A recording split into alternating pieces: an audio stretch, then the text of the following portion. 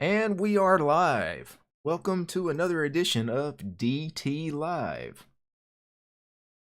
So I plan on streaming probably for about an hour, maybe an hour and a half this afternoon. I scheduled one of these live streams again, mainly because I haven't had time to do any of my typical pre-recorded stuff. I had to take a few days off from the office to take care of some real life stuff. So you guys love the streams, so I thought I'd do another one this week. I think we did one of these about a week and a half ago. I'm trying to get back into streaming a little more than I used to. Give me a yay or a nay on the audio. Obviously, not wearing my headphones. I'm not monitoring the stream myself, but let me know if the audio is okay. Make sure everybody can hear in both the left ear and the right ear this time. I think the last time I had to swap some stuff out. Change some of the sources. Yep, their audio works great. Yeah, Zero Linux is in the chat. He says, "Hey, Baldy." I'm not sure who he's talking to there. I really don't want to make fun of bald people. It's not their fault, right? It's just bad genetics.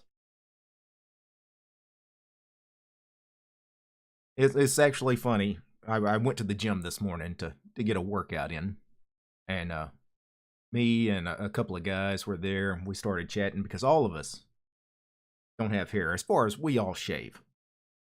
And you know, it was kind of funny because I'm like, well, I shave mainly just because I've been doing it for years, and it makes you look younger because obviously you don't have to deal with all that gray hair that would grow out. But these guys, they were shaving their head out of necessity. So it was kind of awkward when, because obviously receding hairline, bald spots, they had reached that point to where their hair was starting to look ridiculous if they didn't shave.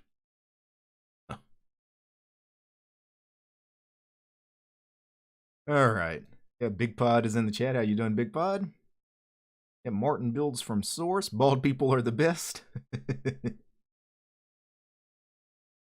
Yeah. Yeah, bald people are pretty okay people. They're all right in my book. And Josh says, "Hey DT, I'm not far off from releasing my own distro. However, the name is not for NFSW, not for S something. I don't know.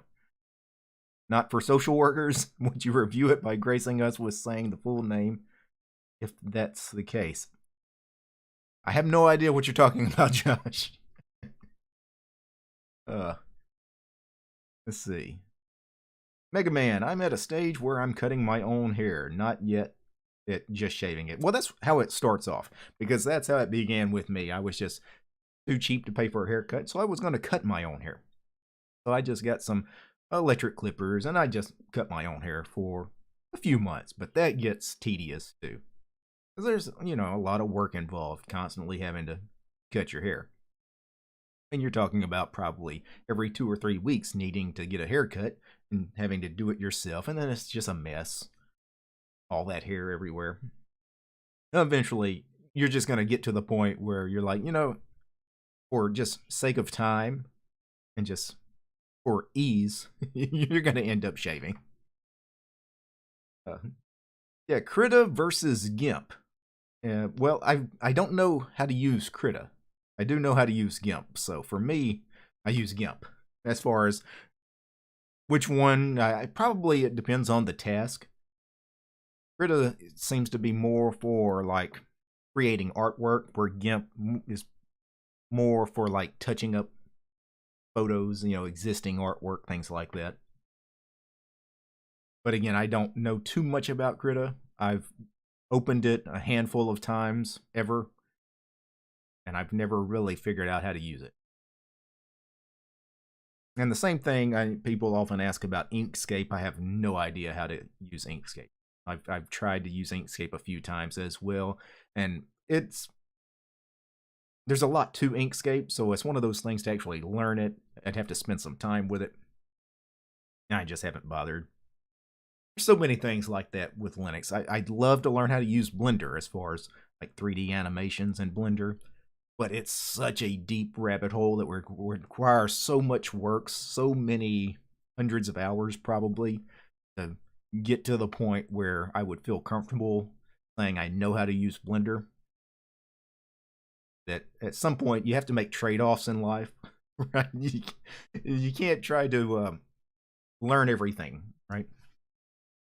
You have to pick and choose your battles sometimes. So I've been a Gimp user for a long time. Even before switching to Linux, I used Gimp way back when I was using Windows. So I've probably been using Gimp for 20 years. Now, obviously, having used it that long, you just pick up a few things along the way to the point where now, I feel comfortable in saying I know pretty much most of the features in Gimp. Even though I wouldn't say I'm a master at Gimp, I'm aware of what Gimp at least can do.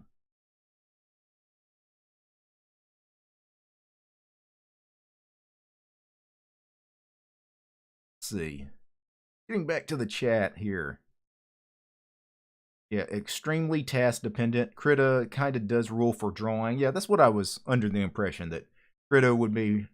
For those of you, yeah, for drawing, you got a tablet or whatever, and you're doing mainly image creation rather than image editing, because GIMP is really kind of for image editing. Inkscape does vector graphics, yeah, so it's for those SVG graphics, scalable graphics. Let's see, Droid Man, please tell us about your job. My job is what you're looking at right here, talking to you guys on camera. That's been my full-time job for about 2 years now. Let's see, Zero Linux says, will you send your info for review again via Patreon?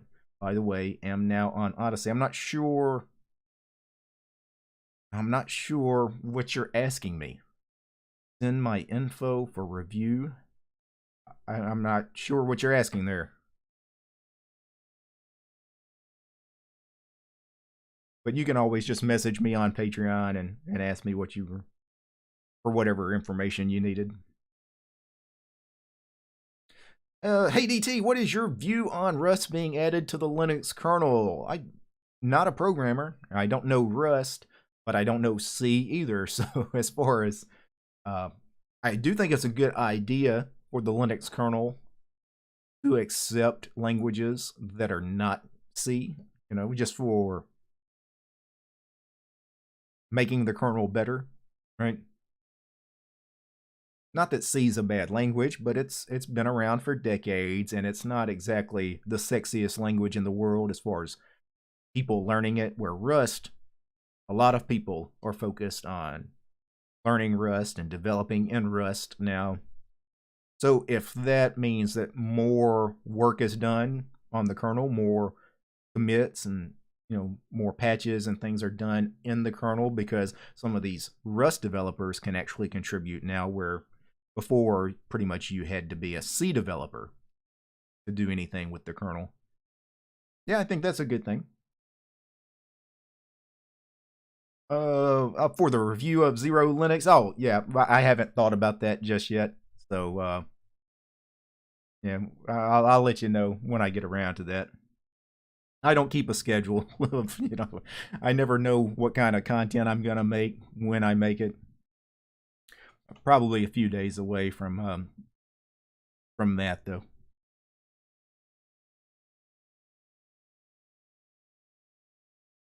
Let's see. Somebody's asking, which window manager will fit me? A cybersecurity guy switched to window manager mode 10 to 14 days ago. Suggest me one that fits my needs. It doesn't matter as far as you're a cybersecurity guy or what. That doesn't matter. The only thing that matters with window managers, if we're specifically talking about tiling window managers, the big difference, especially early on when you're first getting into them, is how they're configured. What language are they written in? If you know a particular programming language or scripting language, then some are easier than others. For example, if you knew Python, Qtile would be a very easy tiling window manager to get into because it's written and configured entirely in Python. Awesome window manager, Lua. Obviously, Xmonad, Haskell. DWM would be great if you know C. If you're wanting something that's not necessarily for a programmer, something with much more easier config files, easy to use syntax, something like i3 might be appropriate, or LeftWM, or SpectreWM.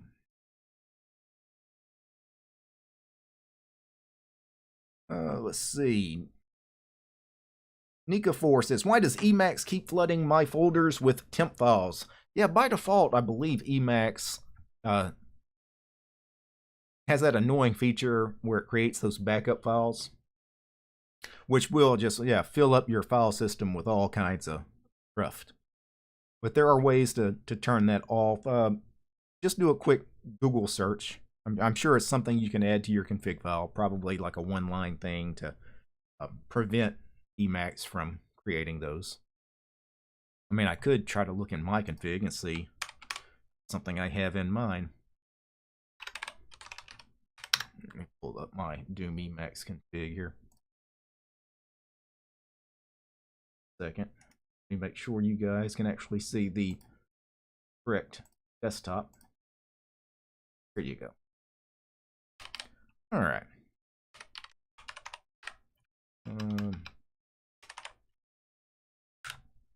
I don't have anything in this document referring to backups or temp files. Let's see, I'm just going to scroll down here just to see if anything sticks out. Here, Ed. Problem is my config file is so massive. The likelihood of me actually finding something just by scrolling through it rather quickly is unlikely. That's probably going to be a Google search, though. But there are ways to, again, I know because I've looked it up before. I know there's ways to turn off Emacs from creating all those temporary files and backup files. Let's see. ADT, what's your opinion on Asaprite? I don't know what that is, so I have no opinion on it. Hey DT, a review of Hyper WM would be quite nice. I've never heard of Hyper WM. I'll make a note of it though, just in case it is something that I want to take a look at some point.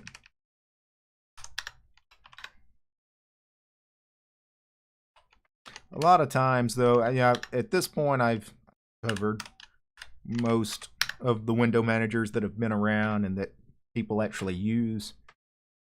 Now people often recommend me window managers to take a look at that are rather new, and sometimes those things are kind of crashy and buggy.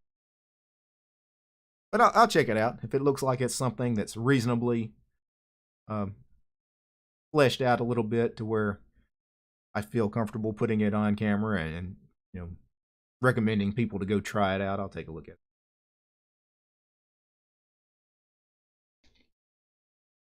Yeah, to the guy asking about Emacs, try setq create lock files nil. So let's actually search for that particular variable, create lock files.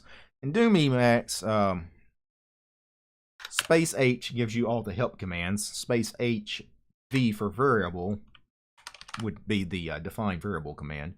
And let's just look for lock file. Create lock files right there. By default, you can see mine is set to nil. So that would be it. If instead you see create dash lock files and the value instead of nil is T, that means it's set to true. So yeah, somewhere in your config, setq space create dash lock files space nil. Nil is false.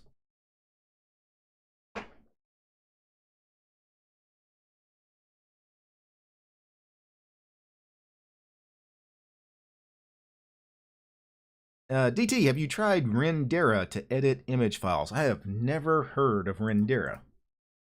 You guys are hitting me with all kinds of stuff I've never heard of. What is Rendera? An online HTML5 editor. So it's an online tool. That's probably why I've never heard of it.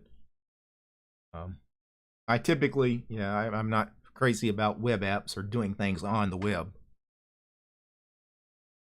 I don't like having to be connected to the internet to depend on tools that I use all the time, for example.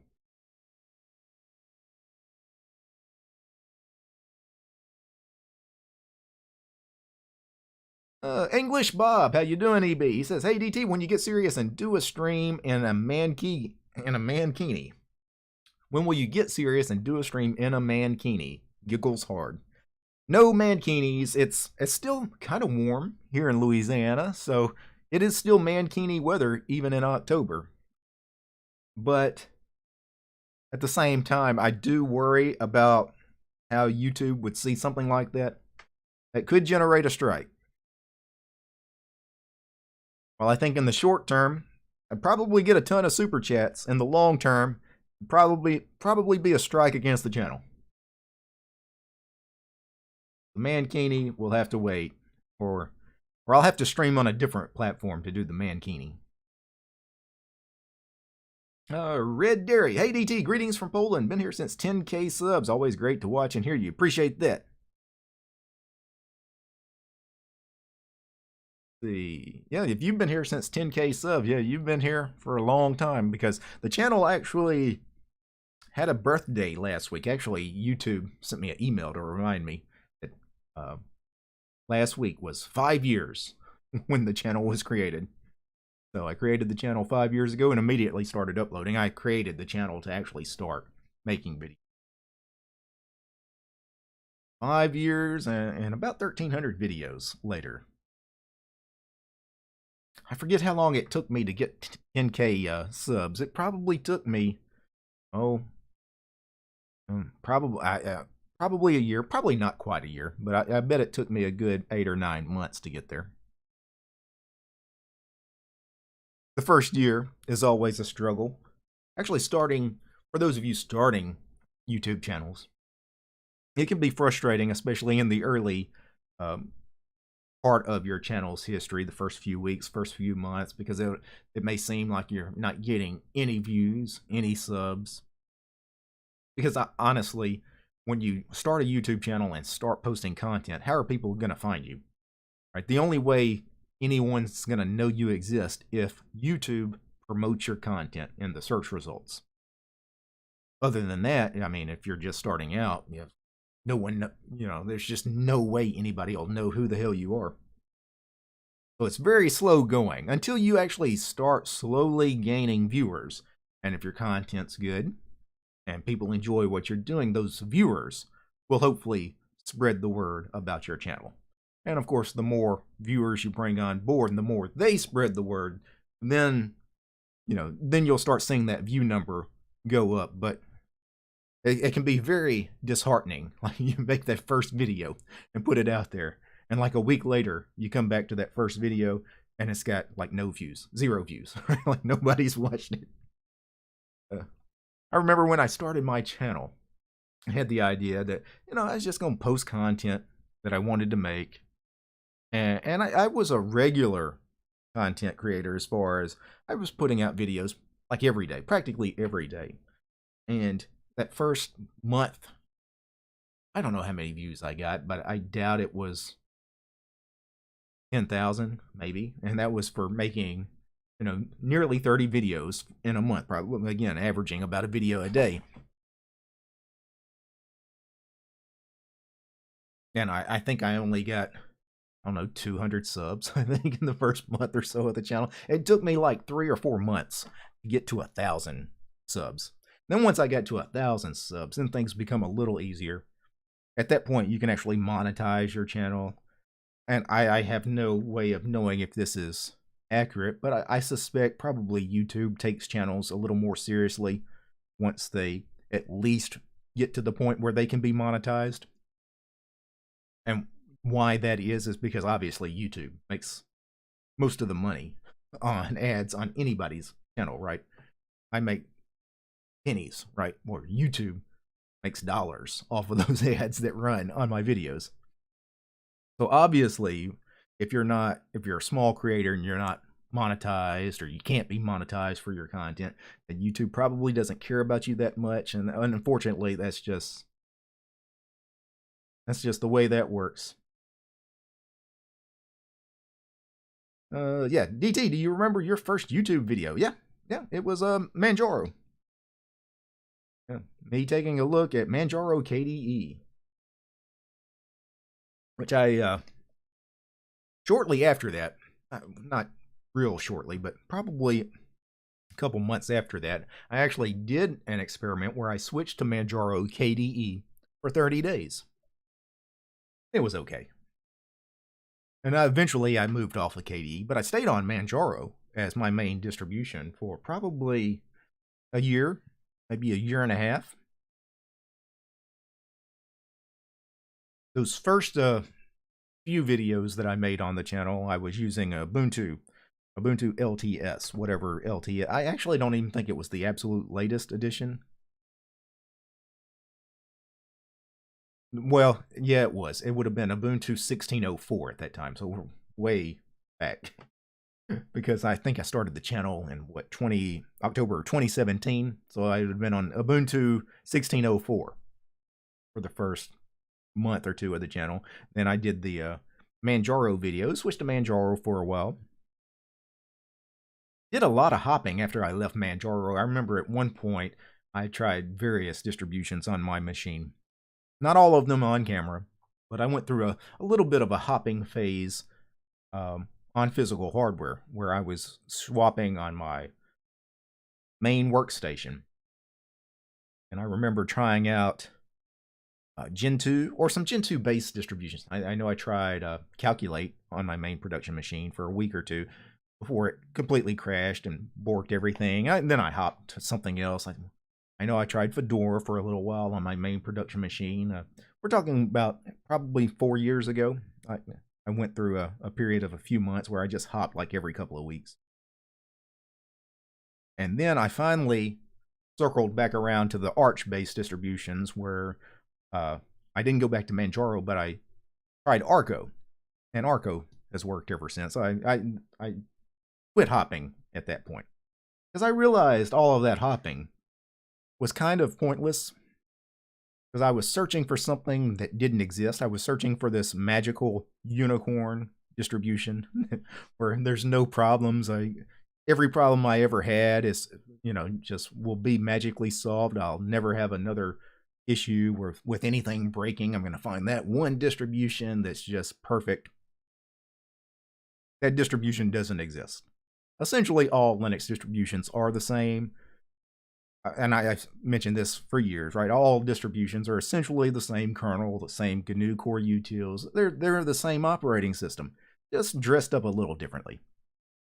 As such, being all fundamentally the same operating system, they all fundamentally have the same problems, right? So,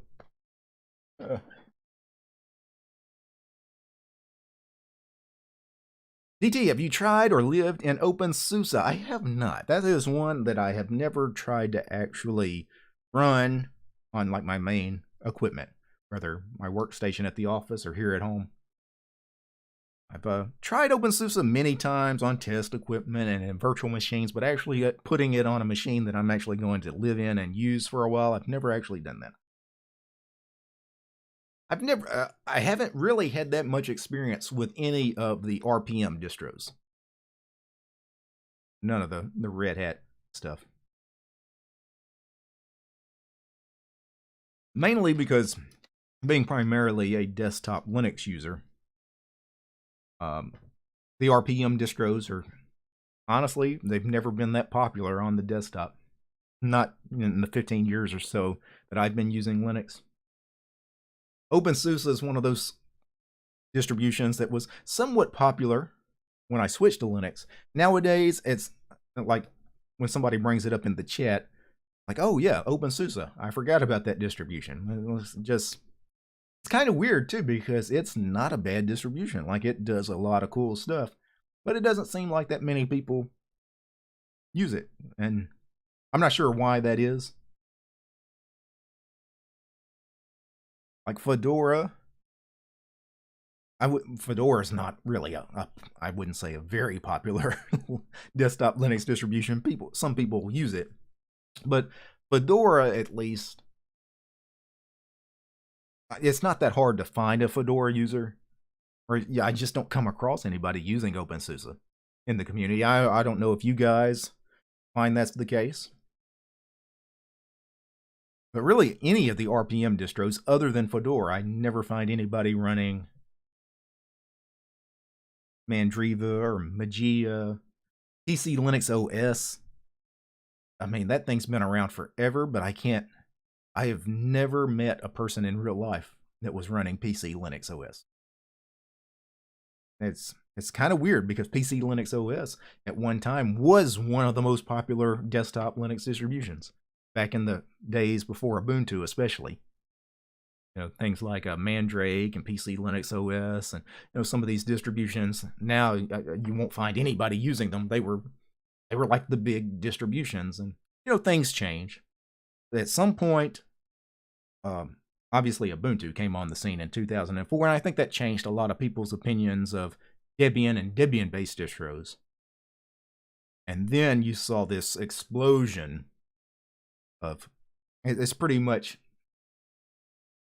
Debian and Debian-based distributions rule the desktop. Or at least that was the case until, I would say, Manjaro, kind of like Ubuntu changed the game. Manjaro changed the game about 5 years ago, because Manjaro really made people start to consider Arch. Arch had been around for a long time before Manjaro, kind of like Debian had been around a long time before Ubuntu. But Manjaro made it to where, yeah, anybody can install Arch, and it works. It looks good, and it, and then you started seeing all of the hundreds of Arch-based distributions that come around, because once Manjaro makes their Arch-based distribution, everybody else is going to make theirs, right? These things change. You see cycles. I don't know what the next thing, the next new hotness is. I suspect, because I've been saying in the last couple of years so much good press about things like NixOS, for example, and the Nix package manager, it wouldn't shock me if Nix eventually gets to that point. Right now, I think a lot of people like making a distribution based off of Nix. I don't know how viable that is, but I think it's going to get there soon, because now NixOS recently, with their latest release, has the Calamares installer. Like, it has a graphical installer, and it's starting to get much more user-friendly itself. And then, of course, eventually you'll see people take that to the next level with their own spins and derivatives of NixOS. Like, that wouldn't shock me. Like, 5 years from now, all of a sudden, everybody's basing off of Nix. But that's certainly a stretch right now, right? That's completely just a guess. Probably won't happen, but like I said, it wouldn't shock me.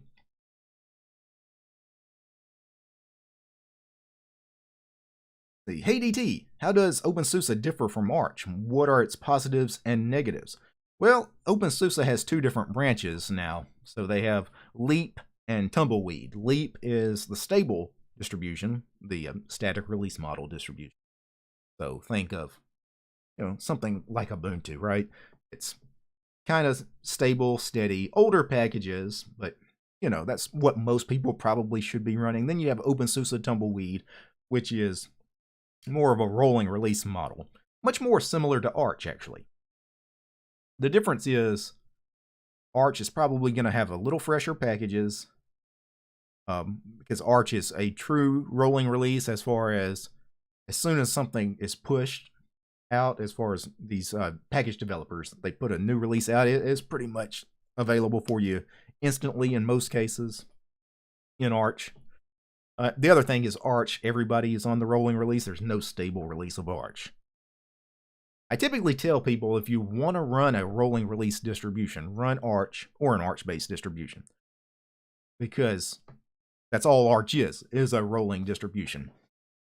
So doing things that have both stable and unstable branches like Sousa or like Debian, because Debian has stable, and then you also have testing and unstable.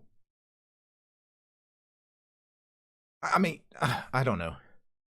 I find distributions that are much more focused as far as they do one thing with their package management system, as far as if it's a static release model, be a static release model. If it's a rolling release model, be a rolling release model. Some of them try to do this half-ass approach where, well, we're a stable distribution, but occasionally we'll push out new packages, or some distributions call themselves semi-rolling, right? Where it's a rolling release, but they hold packages back so long that by the time they push them out to you, I don't find those rolling release distributions, like Solus is a rolling release distribution technically, but it's got older packages, you know. To me, that doesn't really count. And if you're going to be like a semi-rolling distribution, heck, I would just rather just run a stable distribution altogether, just for the stability reasons. Got a super chat here. Kernel, he says, "Hey DT, love your videos, man. Appreciate that. Thanks for the super chat."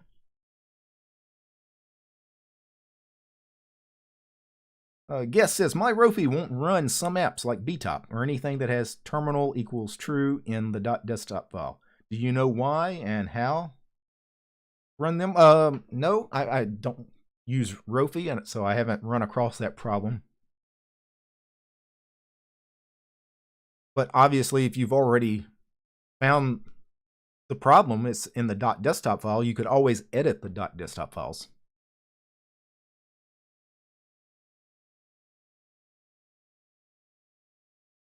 My guess is it may be trying to run them, and it just doesn't.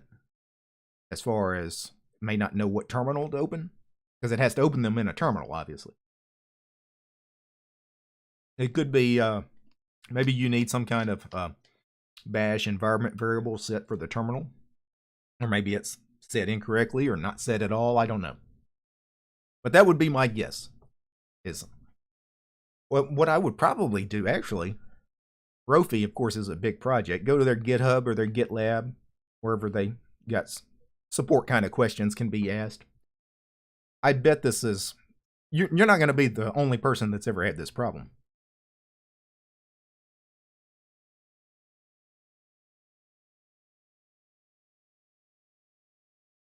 Yeah, Jesse says Arch has 4 officially supported kernels, which is awesome. Yeah.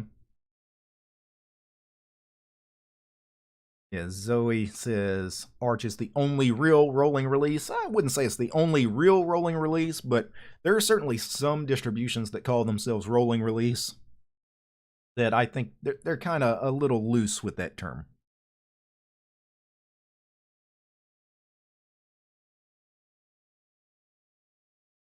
I mean, technically, Ubuntu can be rolling release if you want it to be. All you'd have to do is stay on the development branch of Ubuntu. Every time a new Ubuntu comes out, immediately switch to the development branch for the next version, and you would kind of roll along. Is that a real rolling release distribution? No. No, it's not. And it would probably be much more unstable and probably break a lot more than something like Arch, because you're essentially always on an alpha or beta version of Ubuntu. But could you do that? Yes, you could. But I wouldn't call that a rolling release distribution.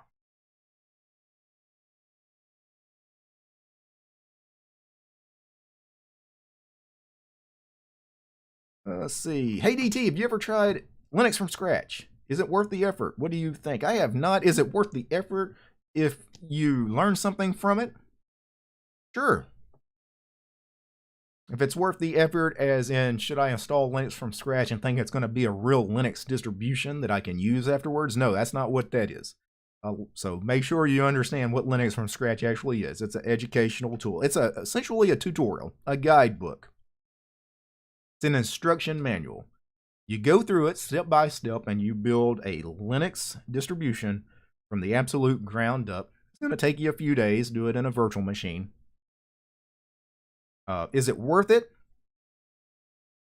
I imagine if you want to learn more about how Linux is built, maybe you want to become a distro maintainer, or I don't know, you're a developer, maybe you just work in IT, you want to know more about the guts of Linux. Yeah, I think that could be worth it. But again, you need to make sure you know what you're actually doing when you're installing Linux from scratch, right? It's mainly just you're going through a basically a tutor, right? Got a couple more super chats here. Enrique says, hugs from Brazil. Thanks for sharing your knowledge. Thank you, sir. And Average Mammal says, thanks, DT. Appreciate all the work you do in education and evangelism for Linux. We'll rule the world eventually. Oh, we're already there. The fact that so many people can't imagine a world without the web, and of course, pretty much the entire internet runs on Linux, right? Linux runs the world. Joe Panico, how you doing, Joe? He says, hiya, Derek. Good to see you, my friend. Right back at you, Joe. Yeah, Topher says, Rofi has troubles with the XFCE4 terminal, but works fine when I specify Alacrity. Yeah. It's probably a terminal problem, because when you say it's strictly the terminal apps, it's probably trying to run them, but for whatever reason, it doesn't know what terminal to open.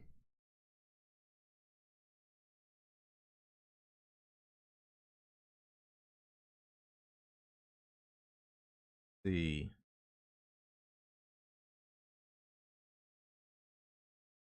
Juho, or Yuho, I'm not sure how to pronounce your name, full-time UX UI uni teacher here. Where in the false space would you like to see my students in 4 years? Well, I don't work in IT or system administration, so as far as jobs related to Linux, I'm not clued into any of that stuff, right? So that would be tough for me to point people in advice as far as careers and things like that. As far as where I would like to see people in the false space, I would just like to see people in the false space, really. I would love for your students to be able to work on free and open source software, or for companies that develop free and open source software primarily, and actually earn a living at it. I mean, that's ultimately, that's already kind of the case. I think it's going to be more and more the case going forward.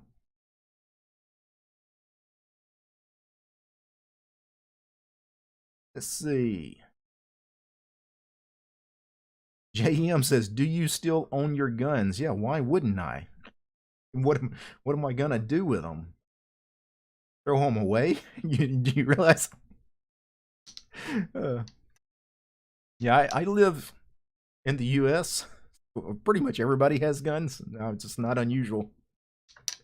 And where I'm at, in the southern U.S. especially. And guns, especially if you're in parts of the world where guns are not common, they're expensive, right?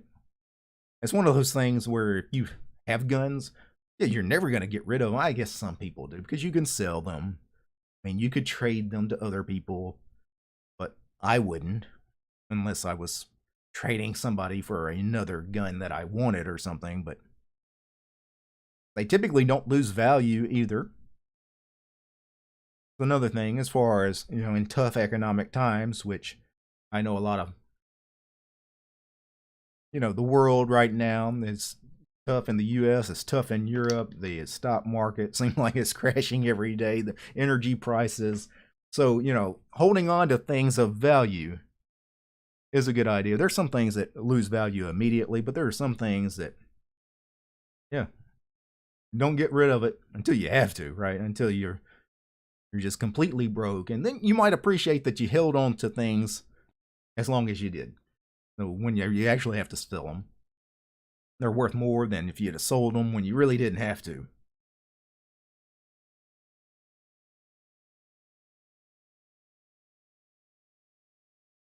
Let's see, DT, are we going to get more videos on Wayland compositors in the future as projects like Xmonad, Qtile, and Sway mature? far as I know of, Xmonad doesn't have any Wayland support yet. Utile does. Now, obviously, Sway is a Wayland compositor, but yeah, are you going to get any videos? No. I can't use Wayland. So, until Wayland is actually ready for a content creator to actually do something with it, as far as me living in it full time, making videos full time, yeah, I'm not interested. I know people imagine that we can just make Wayland ready, all of us, but Wayland will have to get there. When it's there, I'll move to it. You won't have to force me to move to it or beg me to move to it. We'll all just be on Wayland at some point. But it's nowhere near ready yet. So.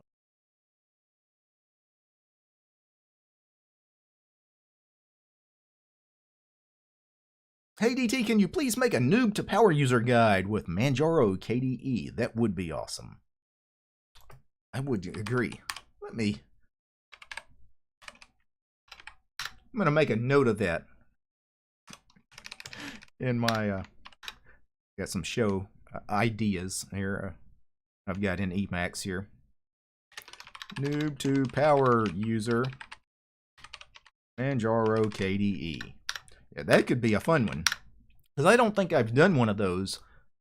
I've done one with Linux Mint Cinnamon. I've done one with Ubuntu with the GNOME desktop. And I did one with MX Linux with their XFCE desktop, but all GTK-based desktops. And they're nowhere near as customizable, obviously, as KDE Plasma. KDE Plasma would actually be a fun one to kind of pimp out a little bit, right? Do a little price of KDE.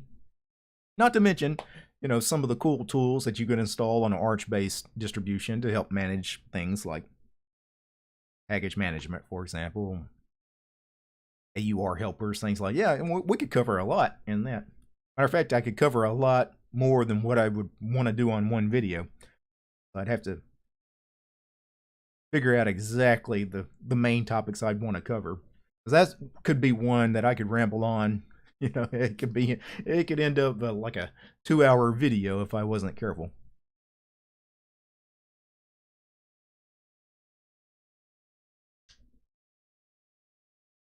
Yeah, Radinox says, I want more OpenBox videos. I've thought about revisiting OpenBox at some point. Thing is, OpenBox is one of those things because I've done it. OpenBox doesn't change, right? It's one of those, it's pretty much been the same window manager for 20 years. So it's like I've already done some videos about OpenBox and there's nothing changes about OpenBox. That said, I do recognize the fact that most people that are sub to the channel have never watched a lot of my, especially really older videos. Like if you were here 2, maybe 3 years ago, and you know, the first couple of years of the channel, I covered a lot of window managers. And especially I focused heavily on Qtile and OpenBox in the early days of the channel. I know a lot of people weren't around for those videos, and it might be a good idea to revisit some of those. Because most people are not going to go back and discover stuff that's way back in the catalog, right?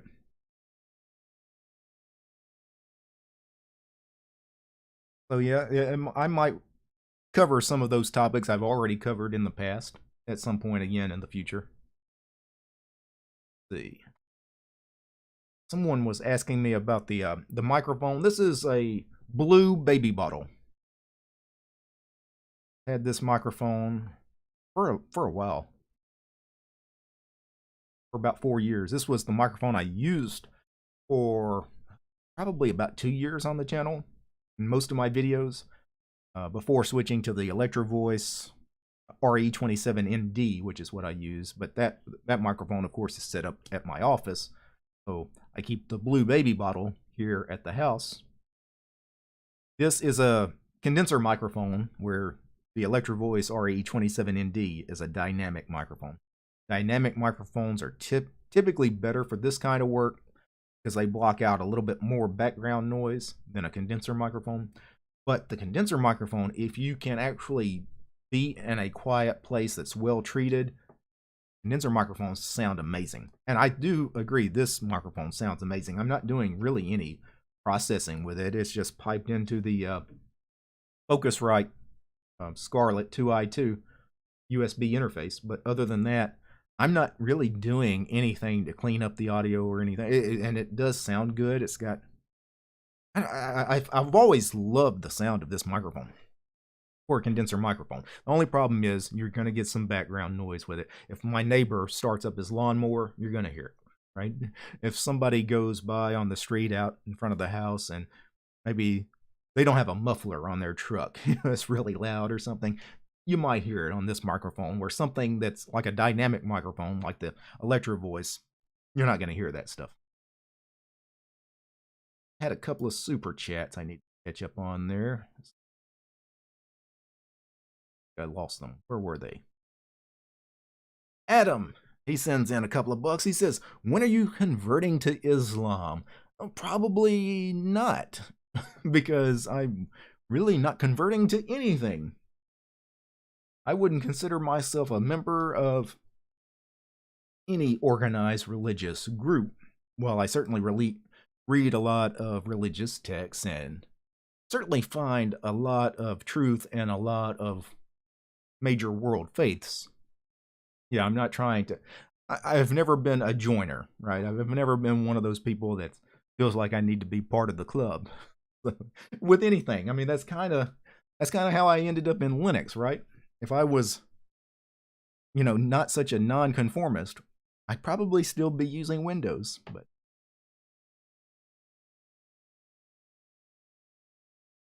And I had another super chat here from Lone. I don't know if that's Lone or Ion.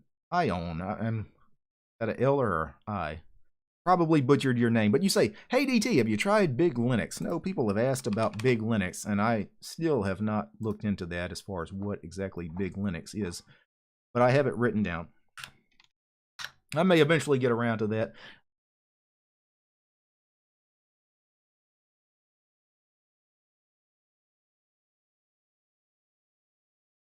Let's see, DT, or anyone out there, what is a good website for terminal commands for Manjaro? So, terminal commands are pretty much all the same regardless of distribution. So you don't have to specify what are the good terminal commands for Manjaro.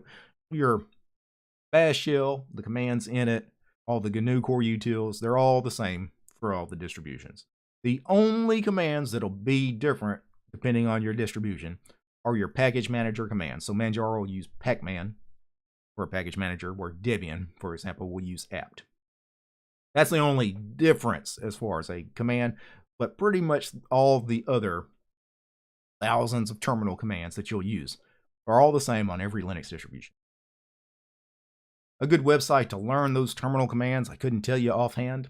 I can tell you a good book would be the Command Line Bible. Look for the Command Line Bible at a bookstore, maybe Amazon if you buy from Amazon. It's a great book. Good reference guide to keep around. If you're looking for videos, I did a video, had like a beginner terminal video. If I can find it. Yeah, the beginner's guide to the Linux terminal. This video here. A 42-minute video where I cover pretty much all of the basic terminal commands. I move pretty fast in that video. So 42 minutes, but I cover a lot of the standard stuff you'll use all the time in the terminal. I don't get into anything overly complicated. Like I don't think I get into awk, for example, or sed even. But I have videos specifically about awk. I have a video specifically about sed. I have a command line playlist on my channel. You go to my channel page and click on the playlist tab. Look for a playlist specifically about the command line. I have a video about the find command. I have a video about SSH. A lot of the standard stuff you do in the terminal. Pretty much covered. I haven't covered everything, obviously, but I've covered pretty much all of the very common commands that anybody will use in the terminal. Got another super chat here from Vent Gray. He says, DT, what are your must-have programs for window manager users? So a window manager user is going to install a window manager, meaning when you install a window manager, all you get is a window manager. What is a window manager? The window manager is, imagine a border around this window, which you can see a blue border around this window in Xmonad. That's the window manager. It tells the window that I open exactly where to appear on the screen, what size, where to appear. When I drag it around, it's calculating exactly where that window should be placed on the screen. That's a window manager. That's all it is. That's all a window manager is. So, what are your must-have programs for a window manager user? Everything but the window manager. So, some window managers will have a panel built into them. Many won't. If they don't, figure out what panel you want to use. If your panel doesn't have a system tray, you might need a system tray applet, right? So in Xmobar, or in Xmonad here, I use Xmobar for the panel. This panel, Xmobar, does not have a system tray. So out to the side here, this little applet here is a system tray program called Trayer. If you want some kind of run launcher, of course I use dmenu. Rofi would work as well. And that's mainly what you need, probably. A panel, a system tray. System tray and panel are optional, really. Some people don't use panels and system trays. A run launcher is essential. You're going to need dmenu or Rofi. You're going to need some way to launch your programs, right?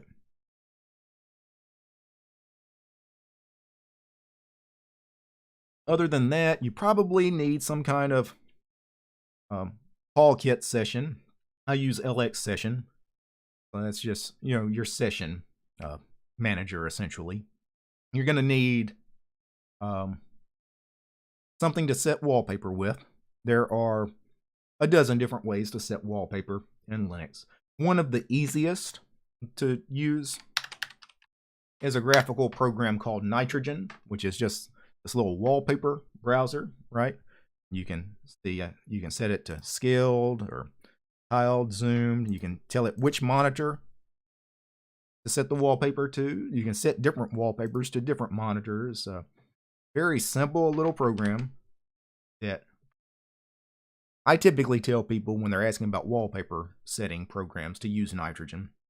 If you're comfortable with the command line, though, you can use X wallpaper, which is an Xorg utility. You could use FEH. There's a bunch of different ways you can set wallpapers at the command line.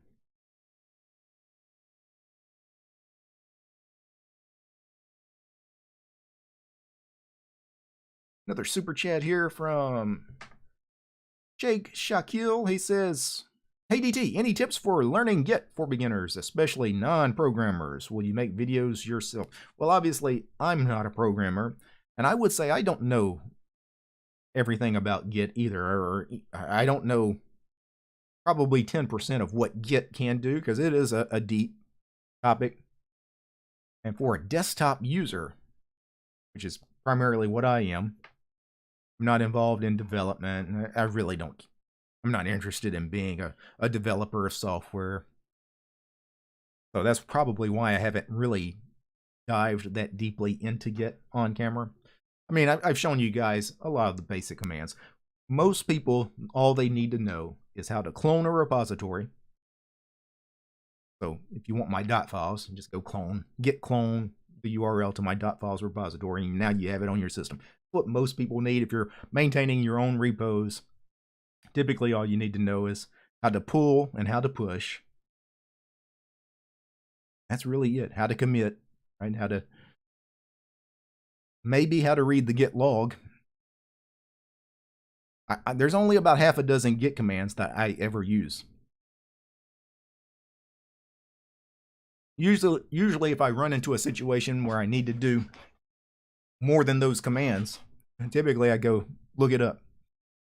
I have a book, or I'll Stack Overflow, do a search on Stack Overflow. But I'm not a Git expert.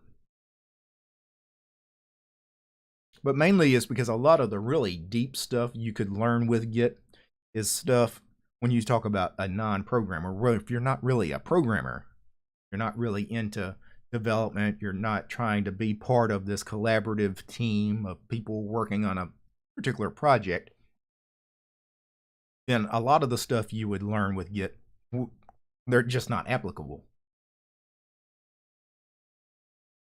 Yeah, Kim, he mentions some other Git commands: merge, rebase, cherry pick, revert. I have used rebase a few times, right? Merge as well.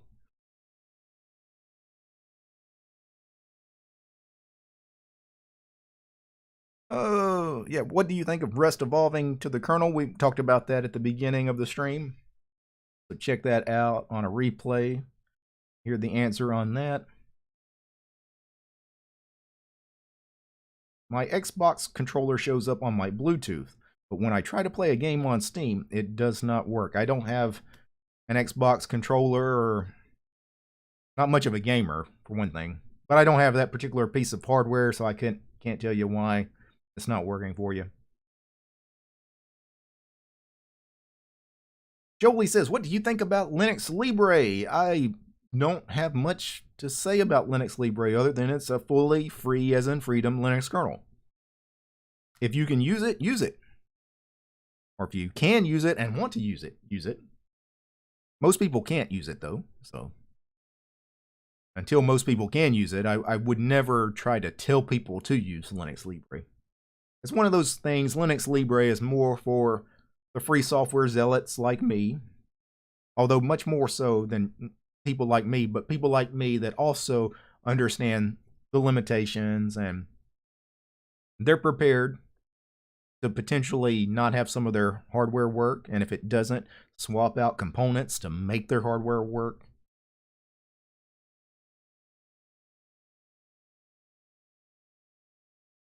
Brandon says, that microphone is incredible. I am currently looking to see what I can find on Amazon. So when I bought this about 4 years ago, the Blue Baby bottle ran about $400. I want to say $3.99 or somewhere around there is what I paid for it. I don't know. Prices could have gone down since then, I would hope, but obviously with the pandemic and things, I don't know. The prices could have went up as well on this microphone. I hope not. It is a very good microphone, though. For the sound quality for this microphone, for the price, I think is really good. And it's not a cheap microphone, but I still think for the price, for what it is, it's still an excellent value. Again, just know it is a condenser microphone, so it does pick up. It can pick up background noise. It will pick up background noise. So you do want to be in a well-treated room.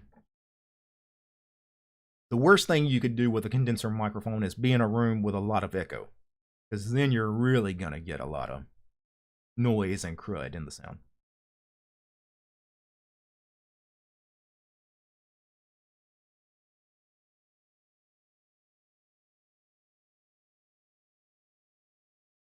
Let's see, Urjan says, hey DT, as TLC is a Fedora lover, the Linux cast, I'm assuming, yeah. As the Linux cast is a Fedora lover now, will you be too? I don't know. My opinion of Fedora has pretty much been the same forever. It's an okay Linux distribution, yeah, and I could use it. I have used it. I think I mentioned earlier, I actually hopped to Fedora for a little while, 3 or 4 years ago, on my main production machine. Made videos on it. I didn't make videos about me using Fedora. I didn't even tell anybody, but I actually made content while Fedora was running on my machine. It's an okay distribution. There's nothing wrong with it. As far as Fedora has always been kind of the same. It really doesn't change as far as it's not the most stable distribution, but it's okay. Right? It's okay. It's people like to say it's bleeding edge. It's kind of bleeding edge, but it's not like it's arch bleeding edge, right? It's kind of this weird mix between stable and bleeding edge, right? It's trying to find that middle ground between, I guess, something like Ubuntu and Arch, right? But yeah, Fedora is fine.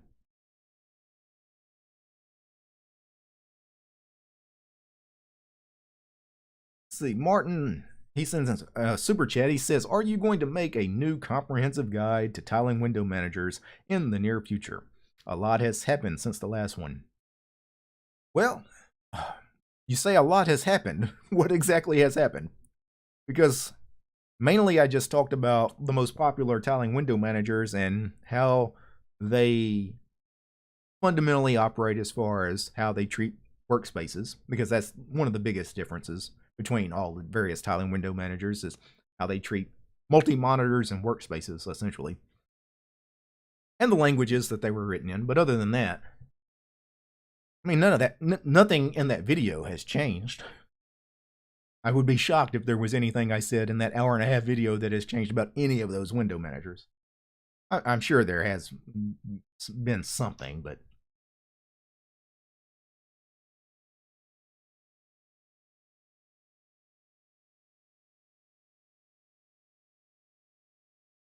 let's see. What keys do you have binded under your thumbs? What keys do you have binded under your thumbs? I'm not sure what you're talking about. If you're talking about where my thumbs sit on my keyboard, enter, space, and enter. The left thumb is on space and the right thumb is on enter on my Moonlander, typically. I have other keys I can reach with the thumbs, but that's typically... so I'm not sure about... I'm assuming that's what you were asking. It was about my keyboards, the Ergo Docks, and the Moonlander. I think those are the default key placements for those keyboards anyway. I think by default, the left thumb key is space and the right thumb key is enter. I didn't change those. That's just the way they came, and I think it makes the most sense. I don't know why I would change them.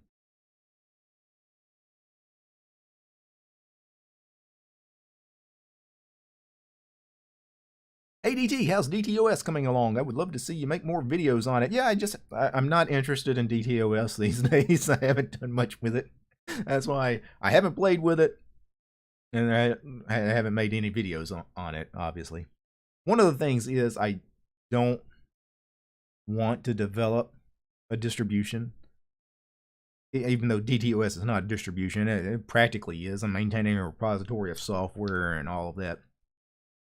But this is stuff I have to do in my spare time, you know, and then I obviously do this for work, making videos about Linux, spend a lot of time doing Linuxy stuff for work, essentially, right? This is my job. And then in my spare time, am I going to make DTOS? That doesn't interest me at all. One of those things that I told people for, well, probably a year and a half before I made DTOS, because people kept asking me about it. Hey, make your own distribution or make your own post-installation script. Do something, DT. We want it. I'm like, no, I don't want to do it. I'm not interested in developing software, and I don't want to be anybody's support channel. I've got 3 weeks probably worth of support requests and merge requests on my GitLab projects right now, just because I don't want to go look at that stuff. I don't want to, you know, I'll eventually go and look at some of that stuff, but you know, I'm much more interested in being a video content creator than a software developer or a distro maintainer. Mainly, I did the DTOS stuff mainly for educational purposes because people asked about it. I put it out there so you guys could see how I created it. So if you want to create something like that yourself, you can follow along with what I did. But I didn't create it to keep creating it, right? It was more an educational experience for me and for you, and for me to make some videos about it, and then there it is. You guys that are interested in going forward with that stuff, you guys go make your own thing happen with it.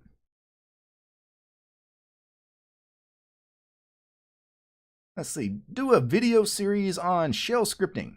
Yeah, we could do that. I mean, I've done some basic shell scripting many times on camera. But if we wanted to do like a more comprehensive, something where I actually did show notes and actually properly did a proper step-by-step from the beginning, you know, learning some shell scripting, yeah, we could do that. I've actually found it a lot easier and more interesting just to create a problem, some problem I need to solve. Let's write a script. And, instead of starting from the basics, here's what an array is. Here's what a variable is, like going step by step.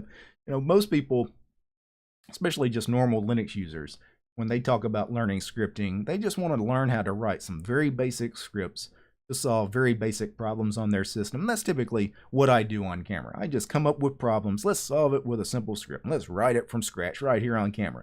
Mistakes and all. If I make mistakes or whatever, we'll work it all out on camera. And I find those, for me, are always much more educational. I find that better content than the typical instruction manual kind of content, where you just go step by step through a textbook, like you're reading a textbook. Here, let's go ahead and talk all of this through. I just like to turn on the camera. Let's just start doing something. But yeah, I wouldn't mind doing some more shell scripting stuff on camera. We're definitely going to do that. That's always something that's a recurring topic on the channel.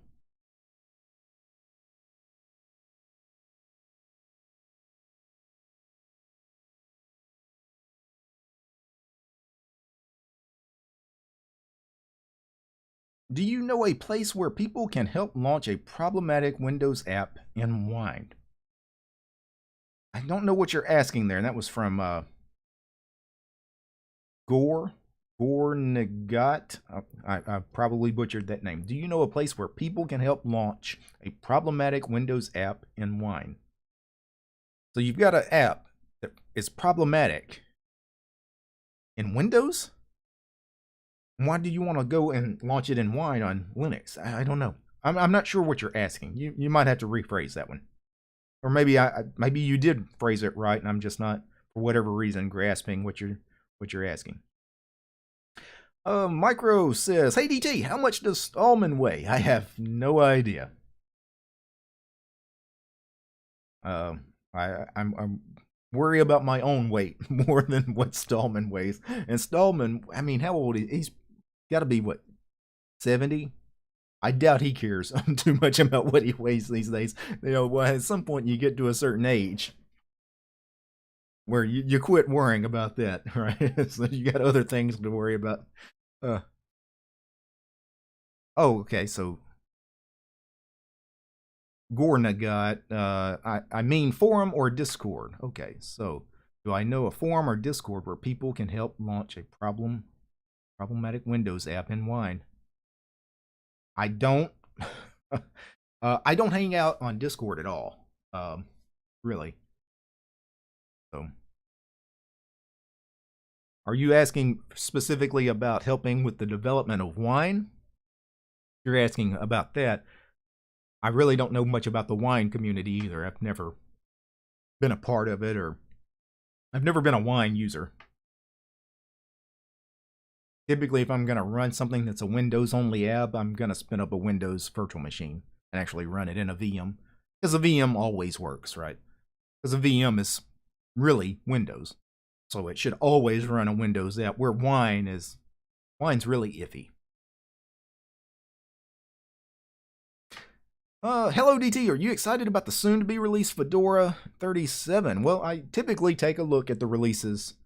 I almost always take a look at the releases of Ubuntu and Fedora, just because they're obviously popular desktop Linux distributions, focusing mainly on desktop Linux on the channel. I typically cover every release of Fedora.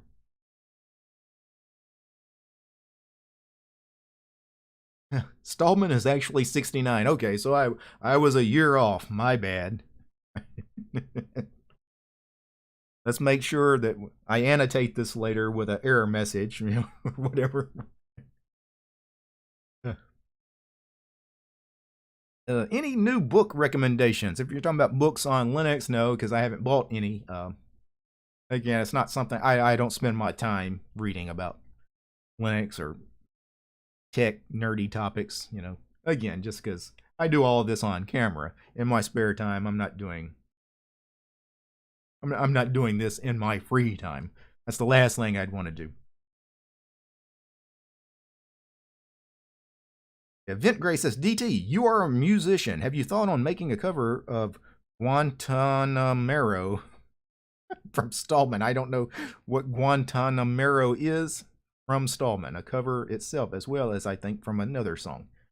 Yeah, I don't know all about Richard Stallman's music. From what I've heard of Stallman, though, he's got a lovely singing voice. DT, what are your thoughts on the Gruff box color scheme? It's not my favorite. I find the kind of brownish gray autumn kind of colors just unattractive, kind of bland. I think Gruff box too. I won't say it lacks contrast. It's got enough contrast, but I prefer things a little higher contrast than Gruff box.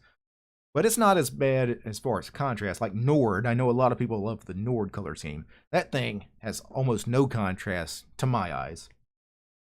Like I would find it tough to live in Nord full time.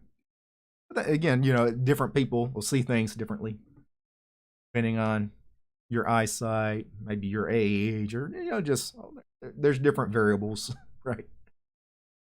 Gruff box has never been a favorite color scheme of mine, though. I've never particularly liked it at all.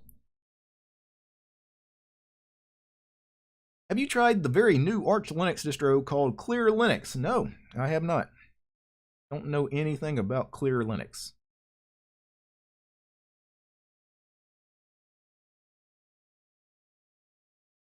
And Decosmari says, what do you do as a hobby? So, obviously, I like to work out. I go to the gym, you know, 3, 4, sometimes 5 times a week. Work out for a couple hours a day when I go.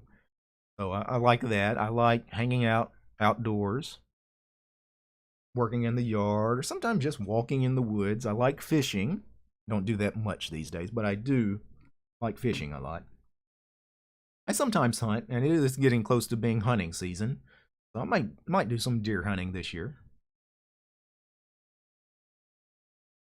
Obviously, as somebody mentioned that I'm a musician, so I do have musical instruments around. Matter of fact, I picked up one of my harmonicas the other day to just play through some stuff.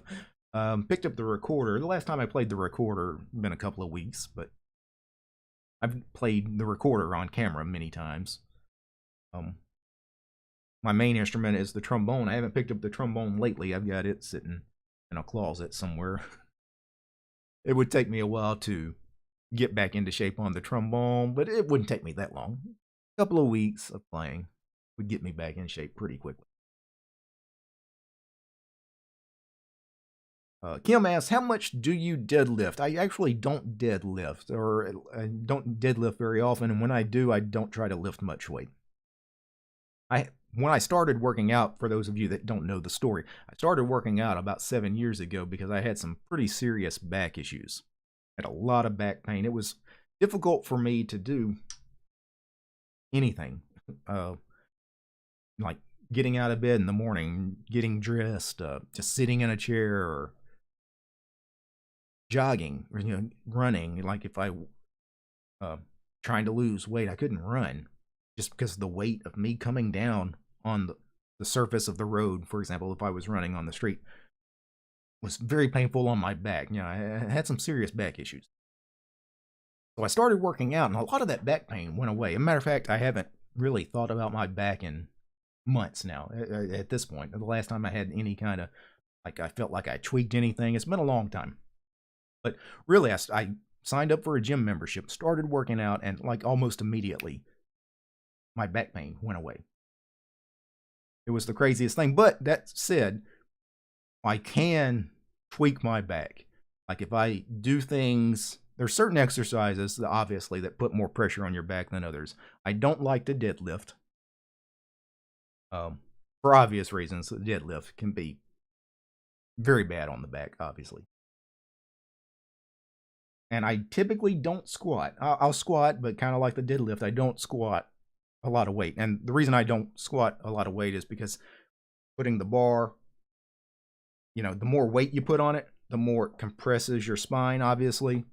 And once I get to a certain weight on it, I can feel it. Now, that said, I'm strong enough, especially in the legs, I can if I didn't have the back issues, I'm sure I could squat like a lot. Because my leg workouts, I typically do leg extensions and leg curls and leg press. Leg press, typically I go up to 18 plates on the leg press, where I max out. I do that, once, sometimes twice a week, do a leg day. 18 plates, what is 18 times 45? Somebody in the chat will do the math really quick. Is that 810 pounds as a leg press? And I can do that comfortably. That's not a hard leg press for me. So I know I could do more weight than that. It's just at some point, is it worth it? Because you're starting to lift so much weight. I wouldn't say you definitely hurt yourself, but at some point it just becomes stupid. I'm not trying to be a bodybuilder. I'm not about to enter no strongman competition or whatever, right? So it's like typically I have exercise, all the exercises I do, I'm pretty much at the weight that I want to do on this to lift, because it gets kind of stupid. Like, yeah, Kim in the chat says 18 plates, Jesus, right? That's a lot of weight, right? And like I said, I've been doing that kind of weight for years, really. And I can comfortably do it. I've gone up to 20 plates a time or two, and it's not hard either. 20 plates would be 900 pounds.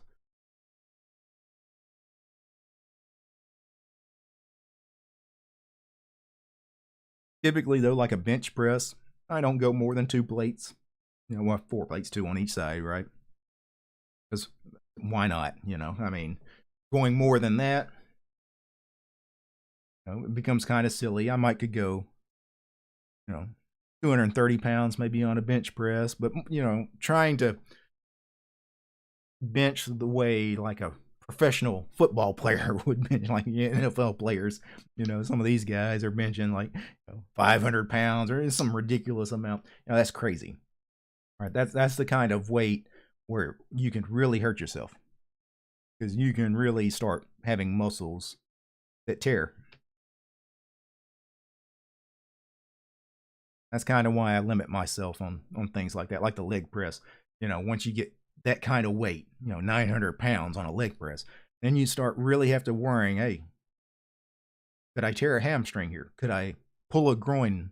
There's a lot of things that could happen.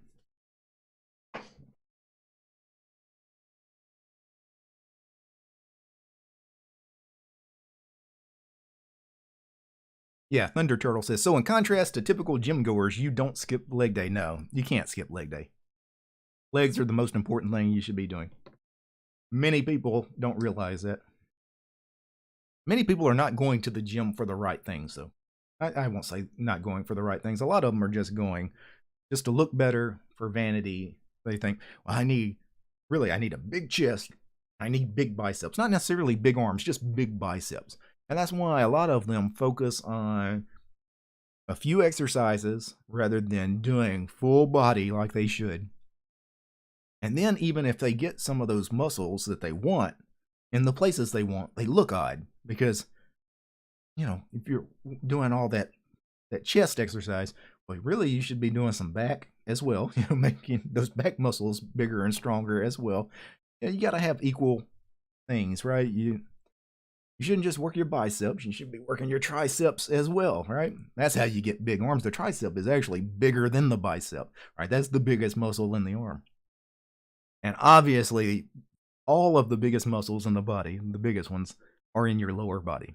So we're talking quads, hamstrings, glutes.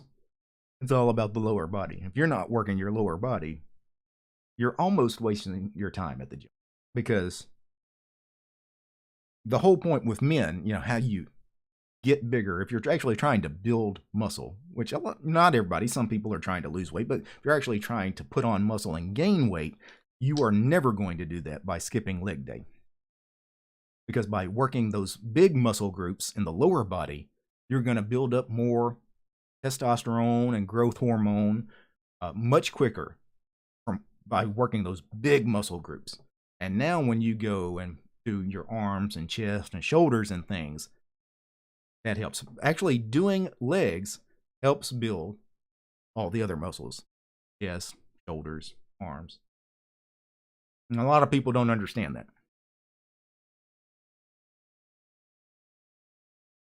And plus, you just look weird. There's some guys I see at the gym, you can tell they never work legs, and they're big guys. I'm talking about big chests and, delts and traps and arms, and they look monstrous from the waist up. And then you see their waist down, and they're skinny as hell. I'm talking about chicken legs, and it just looks weird.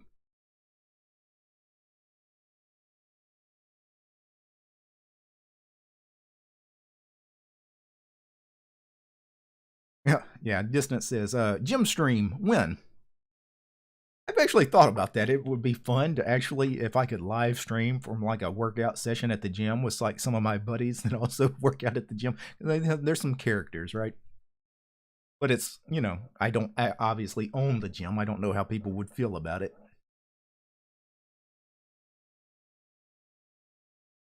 But yeah, it is not something. It's something that has crossed my mind. Like when you mention it, yeah, I have thought about that. Brandon asked, "Do you sell merchandise such as T-shirts?" Check the link to my Teespring store in the description. That's where you'll get like the Ubuntu definition T-shirt you guys sometimes see me wear, the Manjaro definition T-shirt, where you'll get my "By the way, I use Arch" coffee mug that was so prevalent, especially in a lot of my older videos. So.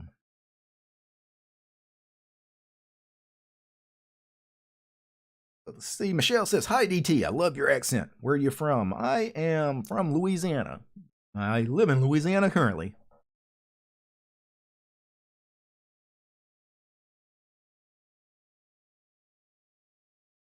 Yeah, and Real says, "Always do legs because serious back problems can occur." Yeah, I mean, I think that's what helped me a lot is because I started really doing a complete full body workout as soon as I joined the gym. I never not did legs, right? Because so many times what really hurts your back in life, what initially hurts it, but also keeps hurting it going forward, is picking up things, right? Where I've done so much with the legs, you guys never see my lower body, but I've got I've got some legs, right? I can lift with my legs, which is the proper way to lift. People often tell you like lifting a heavy box or picking up a TV or something like that. Lift with your legs, not because that's how you hurt your back. Is not doing a proper lift. Trying to offload all that onto your legs is actually the way to do it. But if you're never really working your legs or your legs aren't that strong, then you can't really lift with your legs. And that's why people are trying to do some of that with their lower back. And that's when bad things happen.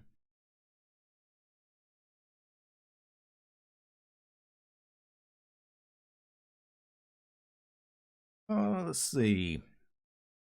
Kim is asking, "Been wondering why you use GitLab instead of GitHub." Because I use GitLab.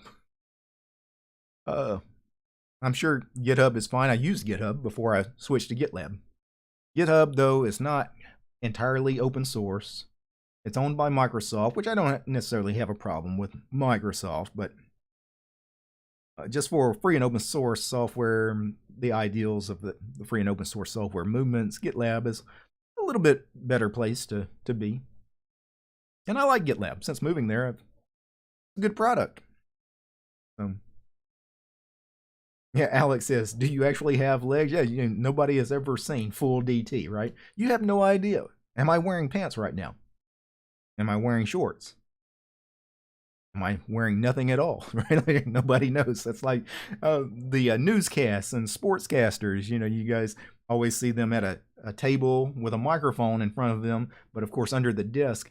A lot of those guys are actually just wearing shorts. Sometimes, boxers and flip-flops, right? But they'll have shirt and tie, sometimes a coat, like a jacket, but they're not fully dressed. They only put on the top part of their outfit because that's on camera. Underneath, they have, just a pair of shorts. If you've ever seen like behind the scenes of like newscasts, it's kind of weird that a lot of them do that.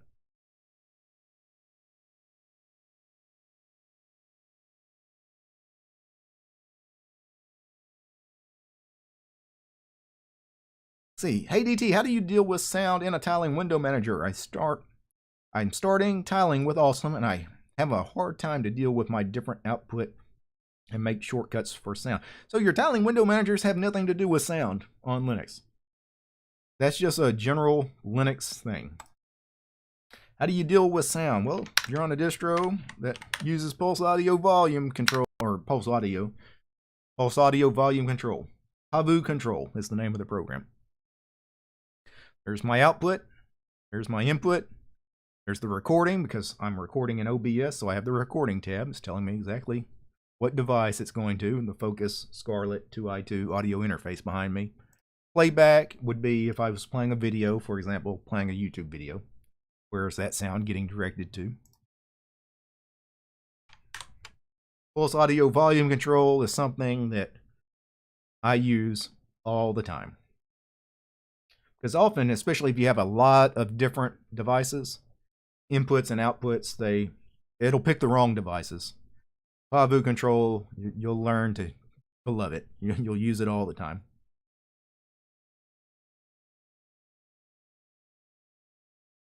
But it is annoying because it's just a general problem that sometimes you'll go to record, and instead of picking up the right microphone, because technically I have two microphones plugged in, because the webcam I have right here, the webcam has a really crappy mic built into it.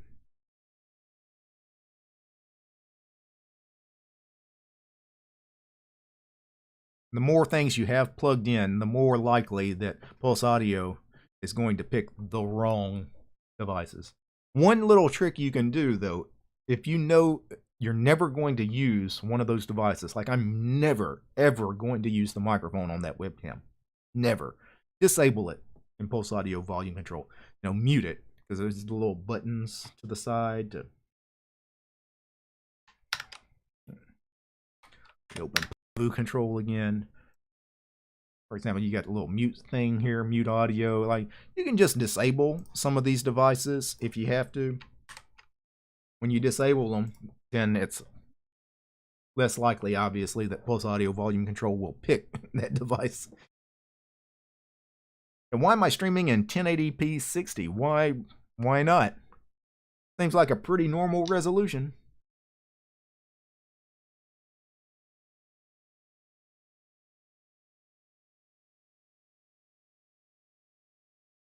Yeah, DT is closed source from the waist down.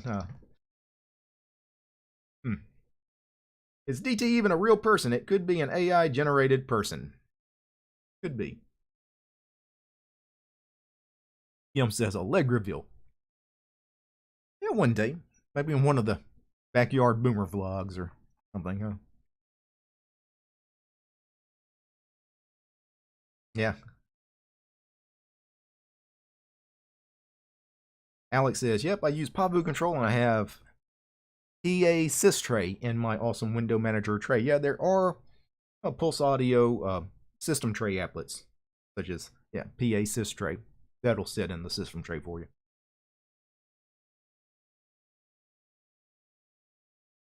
Dent Gray says, DT, have you ever tried Penrose? It's like DWM or maybe Awesome, but made in Rust. People asked me about that a while back, like a year and a half ago, and I tried to compile it and actually use it, and at the time I couldn't get it to install or do anything, but that was probably when it was really new. I don't know if it's better now.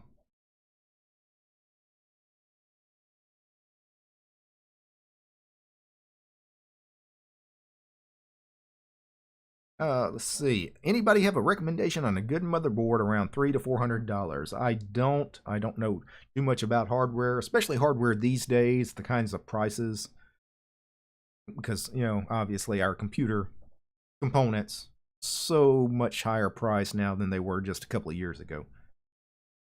I'm definitely not the person to ask about that, but obviously you said anybody, not DT. So if anybody has a recommendation for Brandon on a model, a motherboard, $300 to $400, let him know.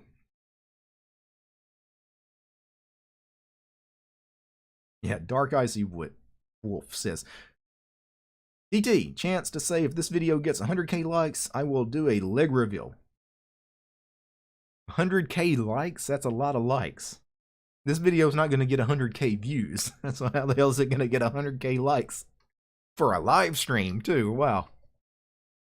I tell you what, if I get 100K likes, yeah, we'll reveal anything you guys want.